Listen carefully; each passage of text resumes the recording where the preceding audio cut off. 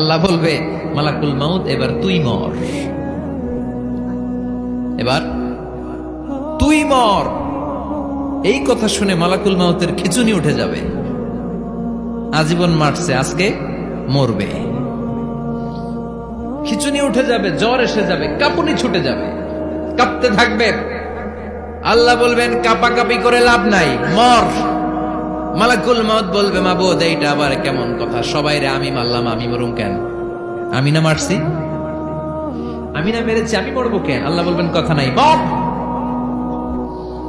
ও আল্লাহ আমি কেন মরবো? আমি না দুনিয়ার সবাই রে মারলাম। আল্লাহ বলবেন কুল্লু নাফসিন যায়িকাতুল মাউত, পৃথিবীর প্রতিটা আত্মারে মৃত্যুর স্বাদ নিতে হবে রে মালাকুল মাউত, তুইও মরবি, মর। কাঁপতে কাঁপতে আল্লাহ বলবে জান্নাত আর জাহান্নামের মাঝ বরাবর যে দাঁড়া।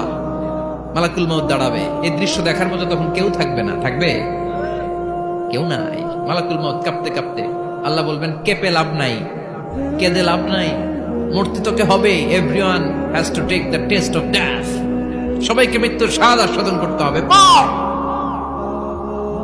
মরে যা, মুত ইয়া মালাকাল মাউত।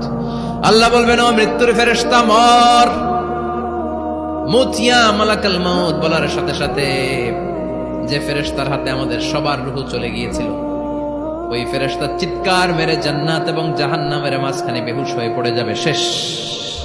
মালাকুল মাউতের কিচ্ছা খতম, উনিও নাই। এবার ডানে বায়ে সামনে পেছনে উপরে নিচে কেউ আছে? একজন ছাড়া, তিনি কে?